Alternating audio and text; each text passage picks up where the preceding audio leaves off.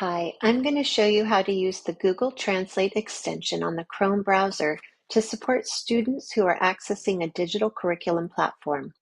In this case, I will show you the HMH Ed platform for Into Literature and the Amplify ELA platform.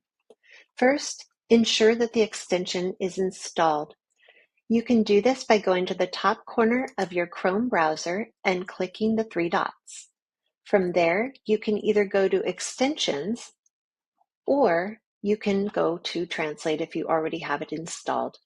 In this case, I do, and I'm going to click Translate. From here, a window will pop up and allow you to select the language to which you would like to translate the text on the page. You can do this by selecting the three dots and selecting a language. In this case, I have Spanish selected. You'll notice that some of the text on the page did not translate, which is because of the way the page was formatted or scripted. To translate this, you will need to highlight the text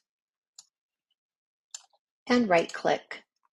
You can go down to translate the selection into the language that you desire. You'll notice it opens in a pop-up window, and students can read it there. The same thing for Amplify ELA. You'll go to the top right corner of your browser, scroll down to Translate, and then select the language that you desire. Here you'll see everything actually translated, which is a little more helpful and less clicks for students. So hopefully this was helpful. Let me know if you have any questions.